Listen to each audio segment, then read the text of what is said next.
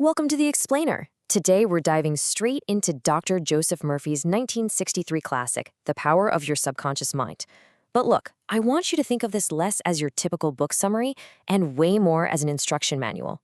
Specifically, an instruction manual for a hidden, absolutely incredible machine sitting right inside your own head.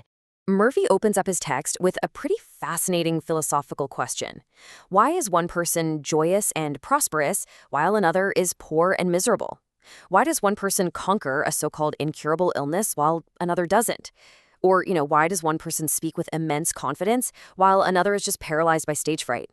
We see these massive disparities in human success all around us, right? Well, Murphy's central thesis is that the hidden variable here, the master secret of the ages as he calls it, isn't nuclear energy or space travel. It's actually the miraculous power of your subconscious mind.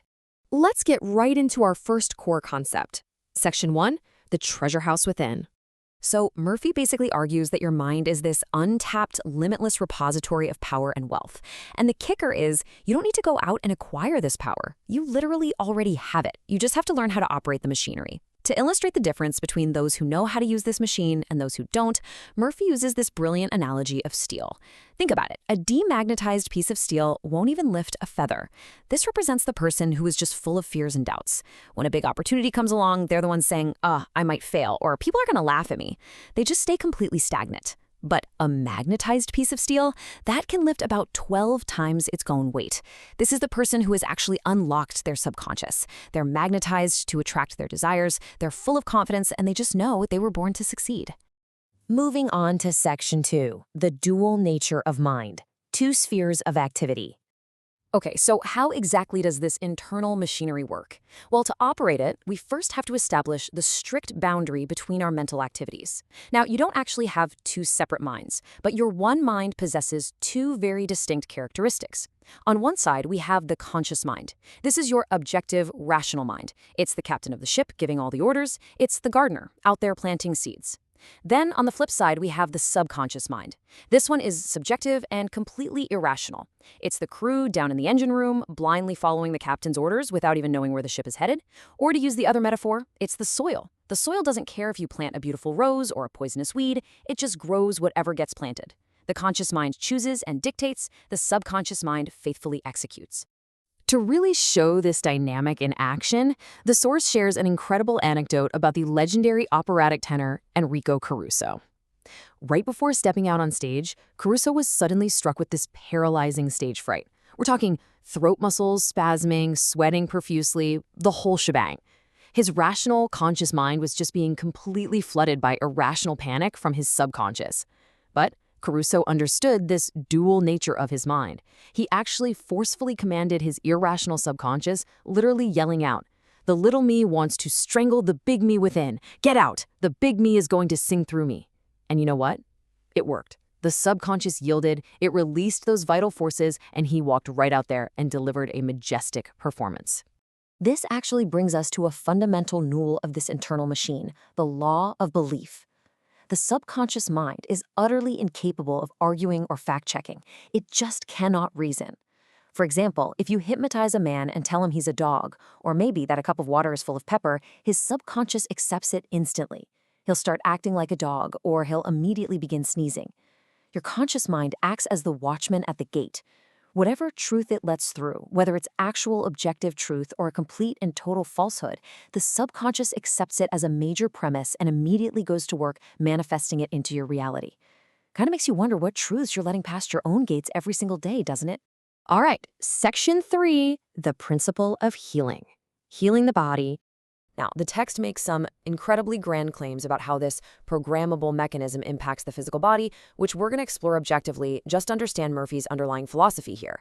Throughout history, people have claimed to experience miraculous healings through wildly different methods, and Murphy analyzes quite a few of them. He looks at people supposedly cured by visiting secret shrines or touching relics. He looks at patients back in the 1800s who were cured by mesmerism and artificial magnets.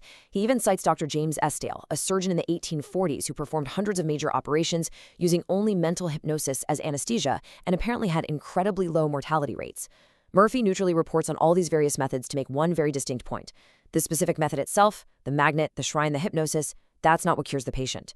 According to him, the true cause of the cure is the resulting blind faith, the active imagination, and the subjective belief that gets deeply implanted into the patient's subconscious mind. So, the crucial point here is perfectly captured in this old proverb cited in the text. The doctor dresses the wound, but the subconscious heals it. Murphy's logic on this is actually quite direct. He argues that since the subconscious intelligence actually built your physical body from a single invisible cell, it natively possesses the perfect blueprint to repair it. I mean, it knows exactly how to heal a cut on your finger without you consciously having to tell it how to coagulate the blood, right? And to back this up, Murphy cites a really fascinating concept, noting that scientists of his era stated you physically build a completely new body every 11 months. Think about that. From a purely physical standpoint, you are only 11 months old. Therefore, Murphy argues, if you are chronically thinking thoughts of fear, anger, or jealousy, you're quite literally weaving those defects back into your brand new physical tissues over time. On the flip side, if you change your habitual thoughts, you literally change the physical blueprint.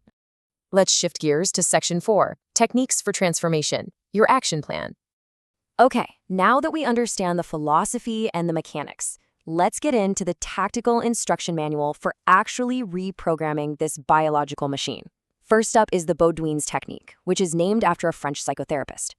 The main goal here is to reduce the conscious mind's resistance to an absolute minimum. Step 1, get into a drowsy, sleepy state. Step 2, condense your desire into a brief, easily remembered phrase. Step 3, repeat it over and over like a lullaby until you drift off to sleep.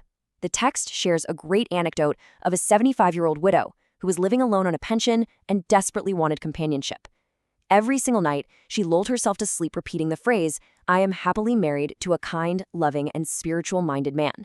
Well, according to the book, within 2 weeks she met a retired pharmacist at a drugstore who fit that exact description, and they were married shortly after. Next, we have the mental movie method. Step 1, relax completely. Step 2, visualize the exact scene of your success. And step 3, which is absolutely crucial, feel the reality of the outcome. William James, the father of American psychology, actually noted that the subconscious will bring to pass any picture held in the mind as long as it's backed by faith.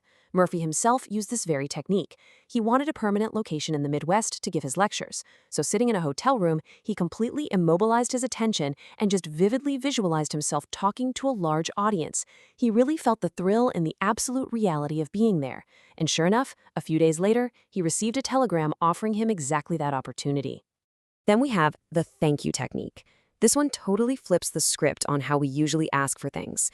Step 1, identify your acute need. Step 2, say thank you for the solution before it even physically arrives. Step 3, sustain a mood of gratitude. The original text tells the story of an unemployed father who had 3 kids in a mountain of bills. Every night and morning, he just repeatedly said, "Thank you, Father, for my wealth," sustaining this deep feeling of gratitude as if he already had the cash in hand. Doing this reconditioned his mind completely away from panic, and shortly after, he just happened to bump into a former employer on the street who offered him a really lucrative position and a cash advance. Which brings us to our final part. Section 5, Easy Does It. Relaxation is key. So, you have the techniques now, but the mindset with which you actually execute them is literally everything. If you try to force this, you're going to break the machine. The text uses this wonderful analogy of a furnace mechanic who charged a homeowner $200 for a repair. When the owner complained about the hefty price tag, the mechanic replied, "I charged 5 cents for the missing bolt and $199.95 for knowing what was wrong." Well, your subconscious mind is that master mechanic. It knows exactly how to fix your body, your finances, or your relationships. You don't need to know the specific how of it fixing the problem. You just need to hand over the work order and let it do its job. So let's quickly summarize the core operating rules for this machine. First, never use willpower or mental coercion. The subconscious simply doesn't respond to force. It responds to faith and acceptance. Mental striving actually blocks the very power you're trying to unleash. Second, avoid negative commands. If you say, "I can't afford it," your subconscious takes that as a direct order and ensures you never have the money. Third, assume the feeling of the end result right now. And finally, always remember that relaxation is the key to acceptance. Easy does it. Which leaves us with one final incredibly important question to consider today. Your subconscious mind, that tireless crew in the engine room, the rich soil in the garden, the master mechanic, It is awake, it is highly active, and it is listening to your conscious thoughts right at this very second. So based on everything we've covered in today's explainer, I really have to ask, what orders are you giving it? Take a moment today to really audit your own internal monologue. Thank you so much for joining me, and I'll see you next time.